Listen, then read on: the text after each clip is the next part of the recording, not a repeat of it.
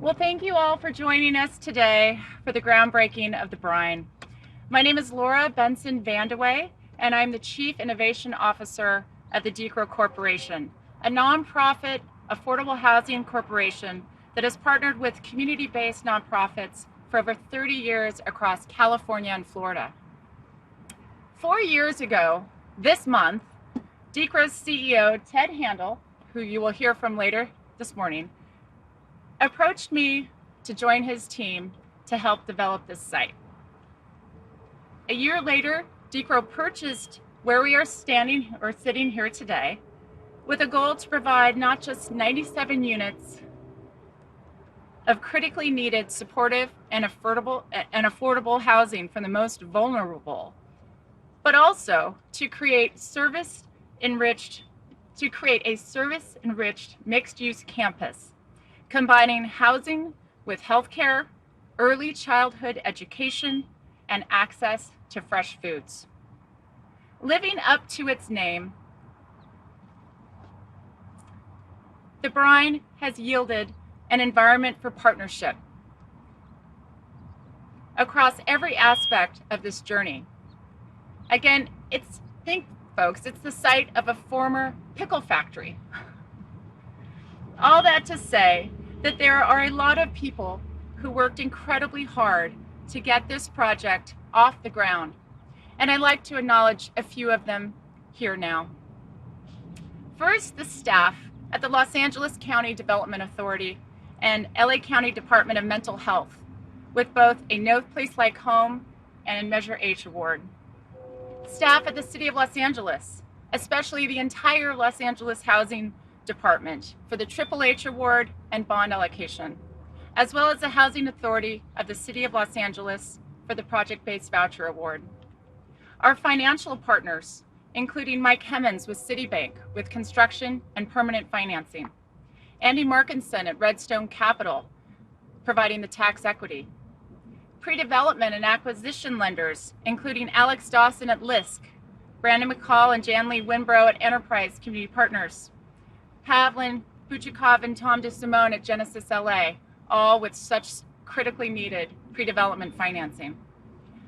The project team, including Daylight Development, for rolling up your sleeves to help us across the financing finish line.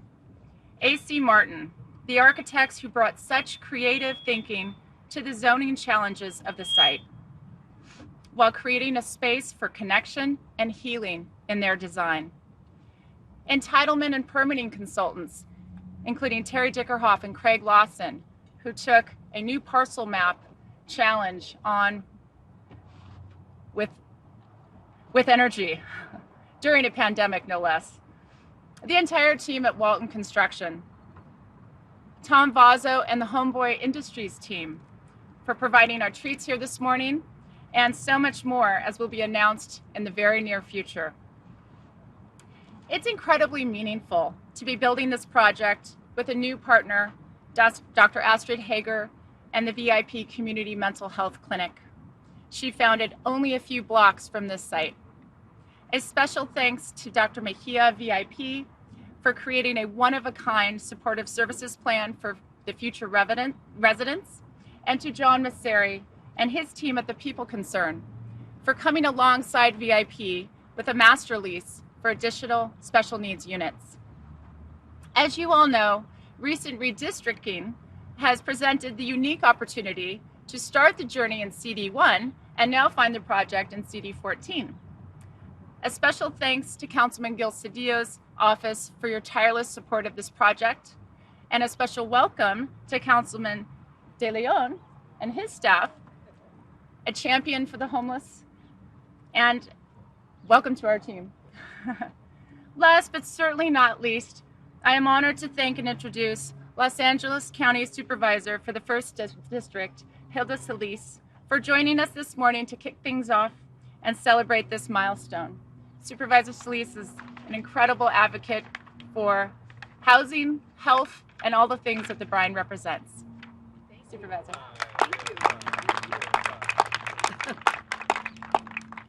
Thank you, and good morning, everyone. Buenos dias. Want to make sure everybody's here. I just want to say what a delight it is, Laura, for me to be here. It's a very special day. We're celebrating the groundbreaking of the Brine residential mixed-use 100% affordable housing project located along Main Street in Lincoln Heights community in the city of Los Angeles, and also the first district that I represent. It's very exciting to see such a comprehensive development near our iconic General Hospital, which you can see from here, where we too are working with community to bring and maximize public benefits. And that it's such close proximity to some of our iconic locations like the Lincoln Park and Plaza de la Raza. The Brine Residential represents phase 1 of this comprehensive project.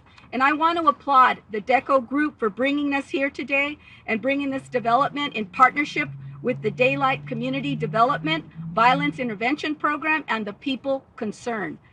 The need here is so great. We all know that. Lincoln Heights is the home to many of our essential immigrant and workers that populate this area. Despite the critical work, however, that they do, according to a 2019 census data, the median household income is around $48,470 compared to the citywide median household income of about $62,142. And the county's median is $72,797.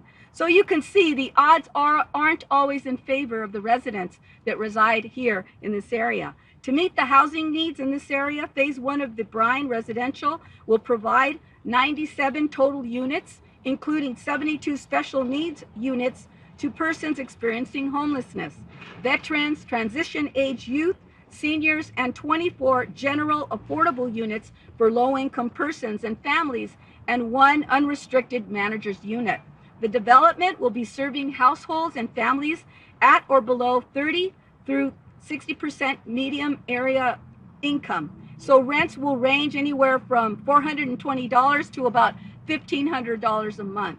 Households and families being served with annual incomes of approximately $24,000 to about $70,000 annually.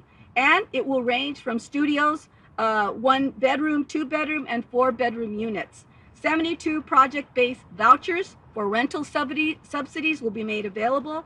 And in addition to housing, the development will also feature 2 community rooms, one including a teaching kitchen, classroom, fitness room, on-site property management offices, and on-site supportive services offices.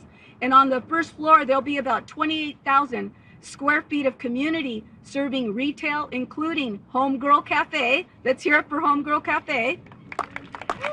Fresh food, very important, a daycare, and also a laundromat. And for future phases of the project, the Violence Intervention Program will bring a pediatric mental health clinic that'll focus on fetal alcohol spectrum disorder on this campus. And it'll be one of its kind. I've known Dr. Astrid Haeger for many years, and she has constantly underscored the need and the consequences of the FASD in our children's development. FASD disproportionately affects vulnerable children, with rates as high as 40% among children that live in foster care. In fact, the rates of FASD among our youth are, you can see it in those that are incarcerated, 8 to 10 times higher than those in the general population. Fortunately, right here in LA County, we have the power to intervene. And thanks to my dear friend, Dr. Astrid Haeger, for her leadership. Please give her a big round of applause. Astrid. And the fact that we're incorporating FASD, an underlying disorder, into this project is really unprecedented. This is exactly the type of solution that we need for our youth and for our families, and they deserve it. I applaud the project partners for bringing such a comprehensive and impactful development right here to Lincoln Heights. The project is complementary to one of my biggest priorities, and that's the restorative care village and reuse of our very own General Hospital at LACUSC. And we envision to have more affordable and low-income units there for people experiencing homelessness and coming out of incarceration. We need more partners like this, where affordable housing serves multiple populations, including unhoused seniors, transition age youth, veterans, chronically mentally ill, and low-income persons and families, and where workforce opportunities, childcare, wraparound services, including healthcare services, can all be provided in one place. I'm very happy that the county was able to contribute approximately $10.6 million to the project in No Place Like Home funds, with a total development cost of approximately $58.6 million through our county's Affordable Housing and Trust NOFA program administered by Los Angeles County Community Development Authority. And a special shout out to Emilio Salis of Los Angeles Community Development Authority and Dr. John Sharon of our Department of Mental Health, who are also joining us here today. Can they please be recognized? Can they stand and be recognized at least? You need to know who they are. And again, although affordable housing units couldn't come soon enough, every additional low-income affordable unit added to our impacted communities has to be celebrated every single day. Before COVID hit our families here in Los Angeles, we know that there were already over 66,000 people that were experiencing homelessness. And we know that about 3,681 are homeless veterans, and over 3,000 are homeless young people, our youth, and 280 unhoused residents reside right here in Lincoln Heights. So we know we have much more to do, and I'm here to say that the county is your partner. We want to continue to work with everyone. Public-private partnerships are the way to go for the future. So with that, I want to produce some scrolls that I'd like to present right now to the Decro Group, the Daylight Community Development, the Violence Intervention Program, and People Concerned to please come and receive these scrolls.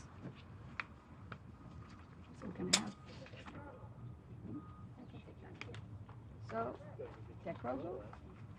Good morning. Can we maybe have people just line up? Daylight Community Development? Okay, good. How are you? Nice to see you again. The People Concerned? There we go. Thank you. You're welcome. And the Violence Intervention Program. So humble, right? Okay, let's smile, guys. Ready? 1, 2, 3. One more. 1, 2, 3. Thank you. Thank you. Good morning, everyone. I'm Emilio Salas. I'm the Executive Director of Los Angeles County Development Authority. Certainly my distinct pleasure to be with you here today. This particular project really represents the collective efforts of city and county leadership to come together to add value to this community.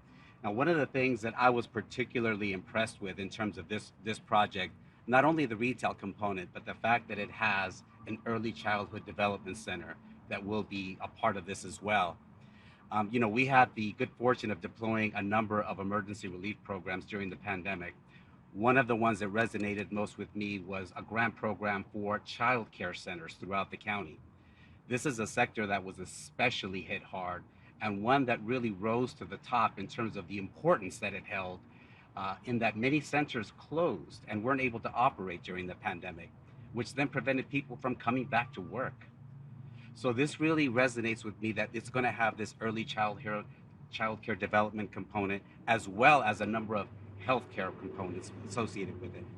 Now, we have a number of projects in the pipeline that have a mixed use component, and I really want to applaud Decro and the team here, because it's difficult enough trying to get a housing development off the ground with all of the layers of financing. But when you add healthcare, retail, child development, it really elevates the complexity tremendously. And not a lot of people take that on. So I really want to applaud this group for taking on that challenge and really bringing the crown jewel here to this development, to this neighborhood. Our particular role was to provide $10.6 million of No Place Like Home funds. And I was unaware, Councilman, that you were the author of the No Place Like Home. That has been a game changer and has brought over $700 million to the County of Los Angeles for the development of special needs housing. So that was unbelievable.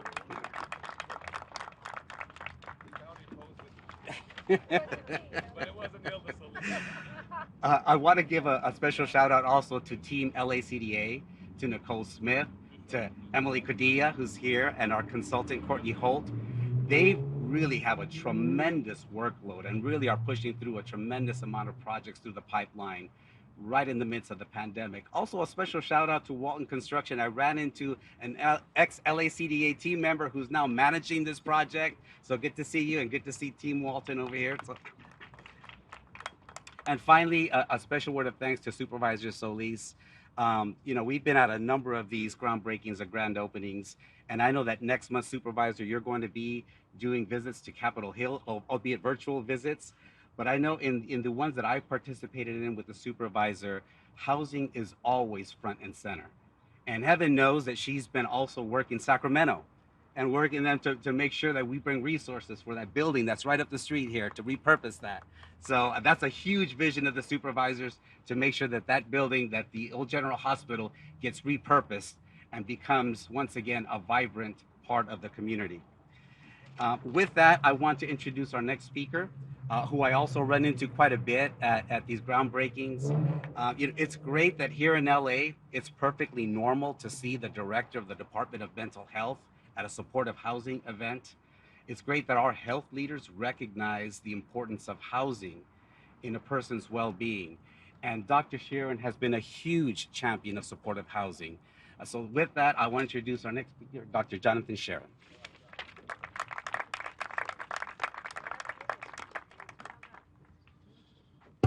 Thanks very much, Emilio. It is an honor to be here, and I think I'd like to start by thanking one of my 5 bosses, Supervisor Hilda Salis. Supervisor Salis is a force of nature. When I think about democracy, I think about representation, I think about what it means to have constituents. I reflect on Supervisor Salis, whether it's at a public event like this, or it's in her office, or it's on the phone. She is always talking about her constituents, what they need, and she fights for it all day long, every day. So I salute you for that basic stance, Supervisor Salis. I also want to thank Kevin DeLeon. I had a couple of things to say about Kevin before I got here, but I didn't realize the component of lived experience. And I didn't recognize that you had actually authored No Place Like Home, which brings $700 million of money through the Department of Mental Health to the Development Authority. The thing I wanted to say about you, sir, is that for me, you have a very, very sophisticated understanding of the health and human service needs of the population, and in particular, the mental health challenges of the population that's homeless, because it's not simple.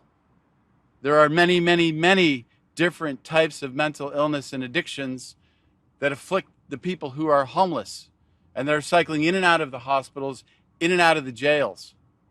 And the level of sophistication you bring to the conversations we have and that you represent, I think are really, really important. So I salute you for that, and I'm thrilled to hear about where some of that comes from. I want to thank all the partners. Things like this don't happen overnight, which I think is the public here aware, but it requires relentless efforts by so many different people and obstacle courses that are exhausting. These are collective problems. They demand collective solutions.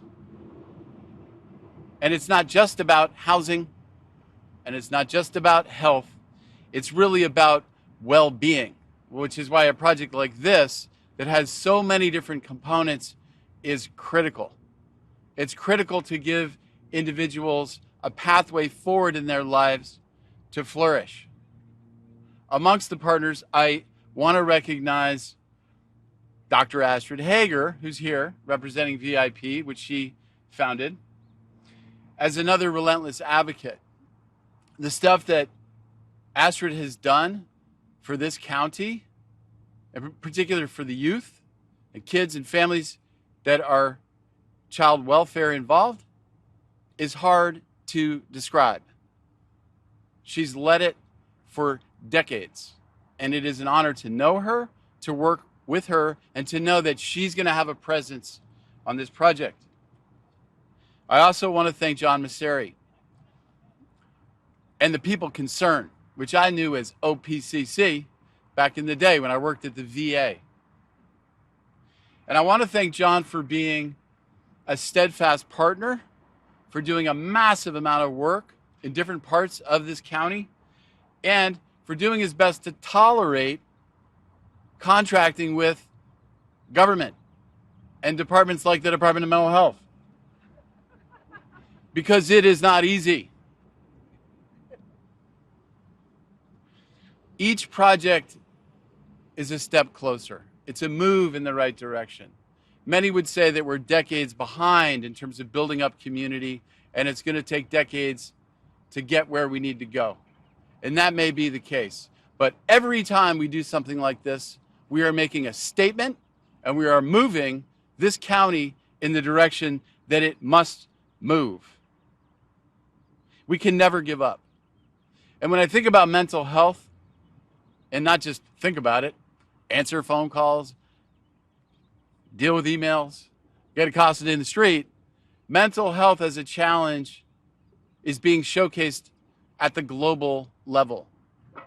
The pandemic, social unrest, this war, and the financial uncertainties that come along with it are creating a confluence of factors that demonstrate how important mental health, emotional well-being are for everybody, and that we're all, as human beings in the human condition, subject to fluctuations in how well we are. We can't be good family members. We can't be good workers. We can't be good community members unless we attend to our mental health needs. I'd like to think that's a silver lining of all of these things, because if we don't get the memo now, I don't know when we're going to get it. We, the Department of Mental Health, through the No Place Like Home initiative, contributed more than $10 million. I want to thank my staff for doing the work to get this done. I love not only the array of resources, but the different populations that will be here, including transition age youth and veterans. And as you've heard, we absolutely must stand up for our veterans. George Washington said it many, many years ago. The willingness of our young people to serve our country will depend directly upon how those who have gone before them are treated when they return. Before this event, I was in my old truck over there speaking with social workers. It's Social Worker Month. And I want to thank all of the workers, and in particular the workers in my department, who deal with people that have major challenges, and they do it with a limited tool set every day. It requires being heart forward, being relentless in your work, and ultimately finding joy in service. As we like to say in the department, none of us is well until all of us are well. Thank you very much.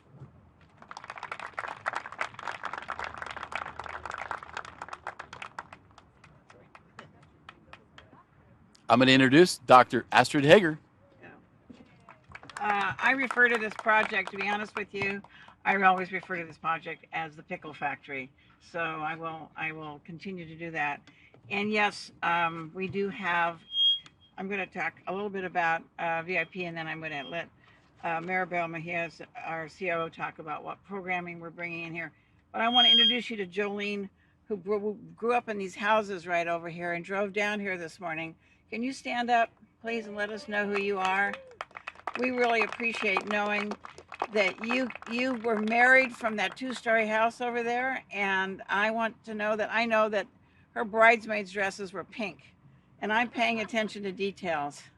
Thank you for coming all the way down here. Couple of things that I want to say about the Pickle Factory, but I am going to say that, number one, I show up every single solitary time that Supervisor Salis is going to be in the neighborhood, because this is the one. Maybe you don't know this, but before she went to Washington as a part of the cabinet under Obama, long before that, she won the JFK Profile and Courage Award as a courageous member of our society, and that's how I see her, always with courage and determination for this community, and I love her with all my heart.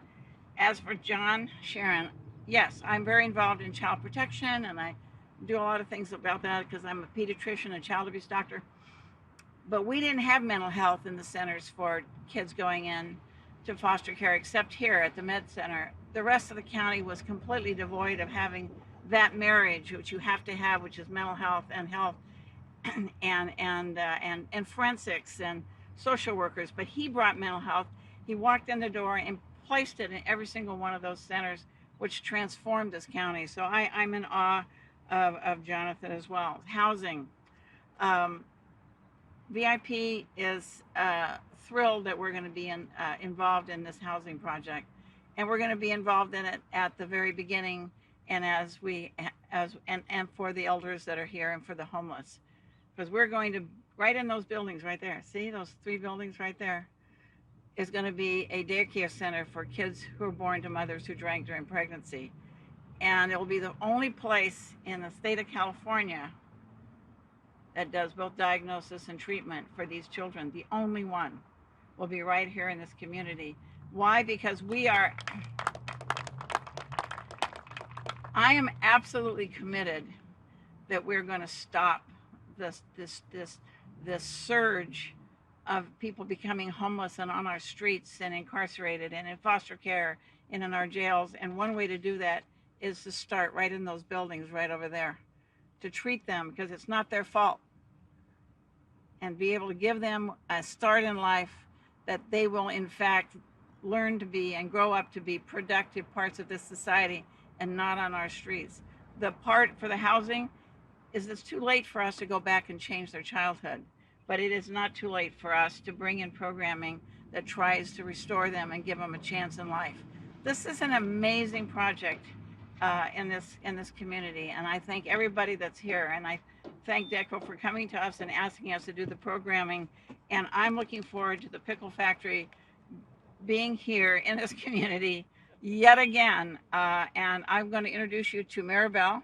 Dr. Mejia is our COO, but she also started as an intern with VIP years ago, and so she knows all our secrets and knows everything I've done wrong, and she's promised me not to say any of those things at all today. Thank you very much for coming. Good morning.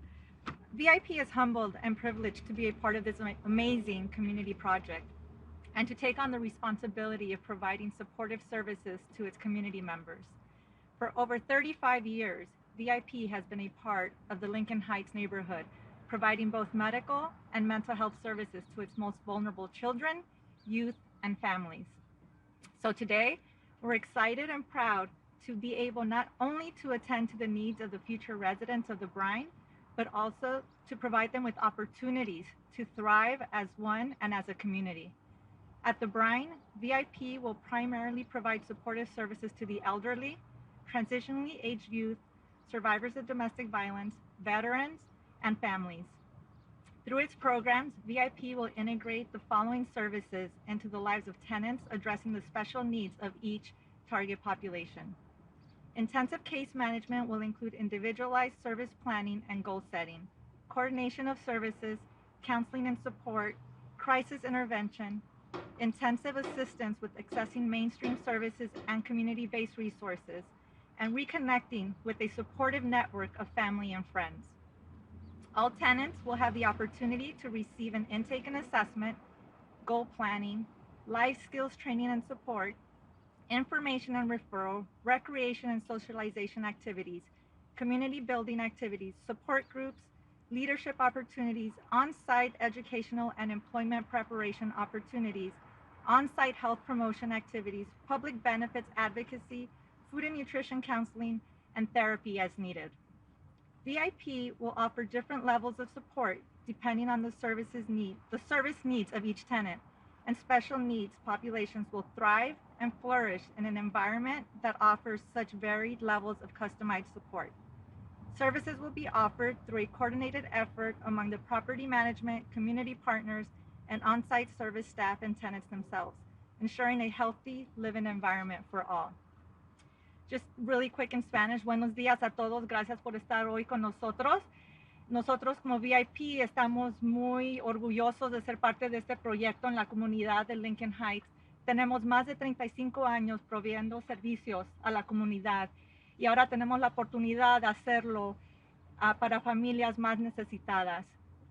Van a ser servicios apropiados culturalmente y lingüísticamente. So, gracias por estar aquí y estamos muy orgullosos de nuevo.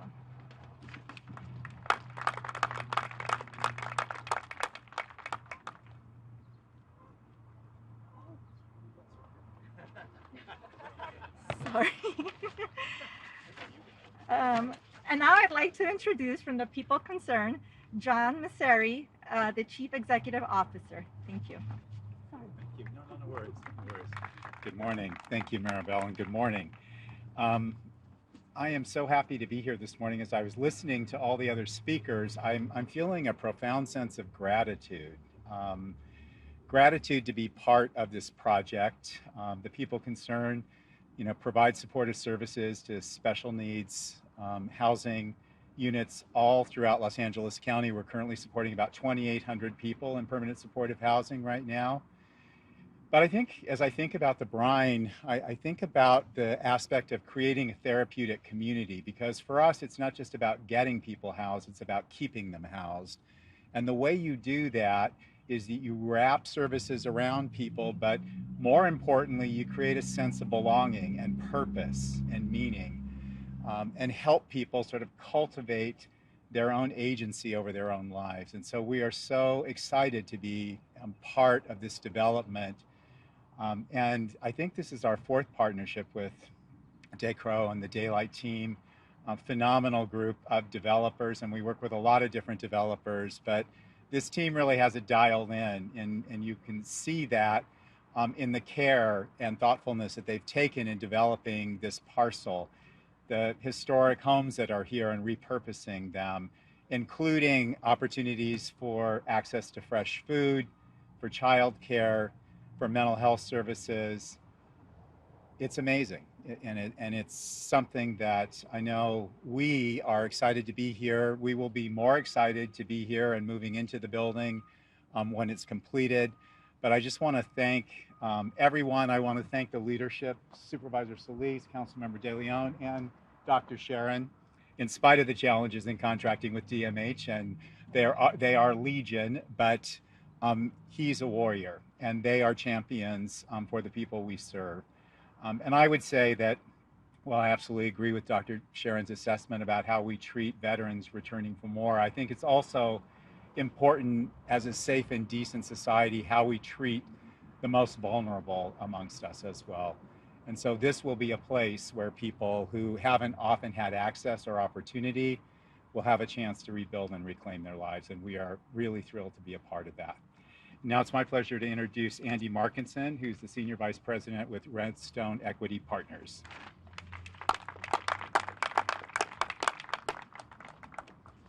Thank you, John. As John said, my name is Andy Markinson. I work for Redstone Equity Partners. We're the tax equity investor on the both affordable housing and commercial portion of the Brine development. Redstone has been around since 2007, and we have aided in the development of over 50,000 affordable housing units across the country. Our main job is to bring together banks, insurance companies, and some multinational companies to invest capital directly into affordable housing deals like this one. I've worked on almost 100 affordable housing and LIHTC properties in my career, and I can personally say that none of those developments have such neighborhood transformative qualities as the Brine. Decro's plan to provide 97 units of permanent supportive housing in addition to 28,000 square feet of retail space, along with the health clinics that were mentioned earlier, will provide the Lincoln Heights neighborhood with a new vibrant core to continue to grow from. Unfortunately, in our business, we rarely come across real estate developments like this one that provide a beacon for their communities for future growth and development. Pairing together new, clean, affordable housing with social services, fresh food options, daycare, a laundromat, and healthcare, all in one place, takes the goals of our affordable housing and supportive services housing programs to a whole new level. Thank you to the Decro team for envisioning such a wonderful future for Los Angeles. I do have to say, getting to today was no easy feat. In addition to being one of the most transformative property developments I've ever worked on, it was also one of the most complex. There were countless hours spent by Laura and her team to come up with what seemed to be daily major changes to the deal. But they stuck through it, and we are here today. So, in addition to the multiple financing sources that you heard about, and Laura alluded to, there was an extremely complex entitlement situation with the real estate that we're standing on as multiple parcels, and we had a ton of different iterations with how to get the site control to work for everyone. This was by no means a smooth and easy process, but it just really goes to show that hard work does pay off, and if you stick to it, you can have wonderful results. I can't go without thanking all the additional parties on this deal. One of my favorite qualities of working in the affordable housing industry is the marriage of the private and public sectors. It's been talked about a little bit, but myself, Citibank, and Decro, as well as Daylight and some others, represent the private sector, and we work in tandem with the city and county of LA, the state of California, as well as the federal government. It is a program that needs to be replicated throughout our country. It works wonderful. It is supported on both sides of the aisle, and I am very honored to be a part of it. So thank you to all who are involved in this wonderful development. The affordable housing and mental health crisis in the state of California continues to grow by the day. Even though we aren't even scratching the surface of the amount of homes that are needed to house the ever-growing demand for housing, it is still a time to celebrate the progress we are making. The Brine will help transform the lives of many people for the better, and is the type of project that we need to continue to see throughout our state and country. So I want to thank everyone, and I want to introduce someone who doesn't even need an introduction, but the CEO of Decro, Ted Handel.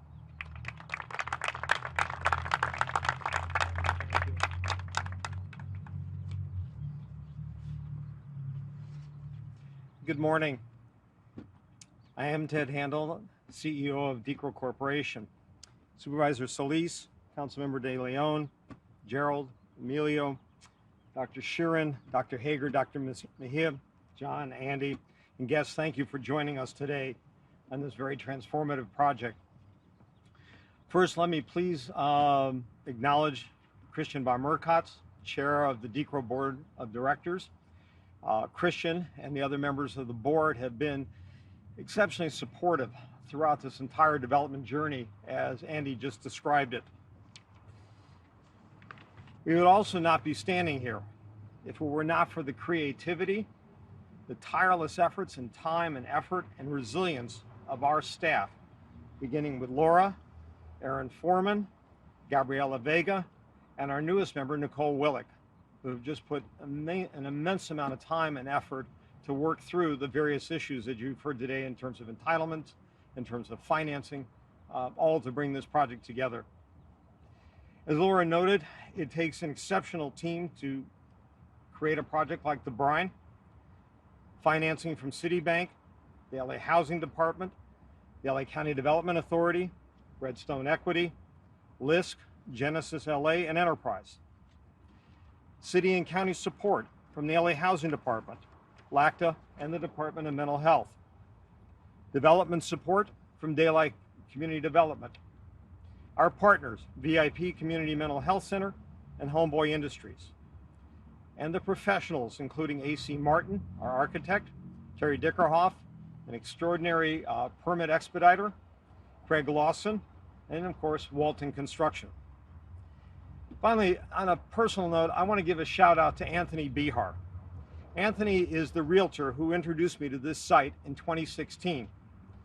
Anthony is also the person who helped me convince Marty Mohar and Bonnie Berger, the owners of the A1 Eastern Homemade Pickle Company that once existed over there on Johnston Avenue, to eventually sell the site to us. It's a shame today that Marty is not available to join us. However, if you knew the stories that Marty told me over many meetings and lunches about the Jewish delis, Tommy's, and the other places that he and his partners served over 60 years for pickles throughout here in Los Angeles, It is really a true example of Los Angeles history. Speaking of this site, let me welcome you to East Los Angeles, the very first suburban neighborhood in the city of Los Angeles. True fact, subdivided in 1873. In 1917, voters changed the name to Lincoln Heights. Here we are, over 100 years later. Now with the Brine, we look forward to transforming Lincoln Heights. As you have heard, we are supporting its residents and its community by providing affordable housing, healthcare both in a physical and mental sense, healthy food, and childcare for the future. Now to paraphrase the Dodgers, it's time to dig dirt. Thank you.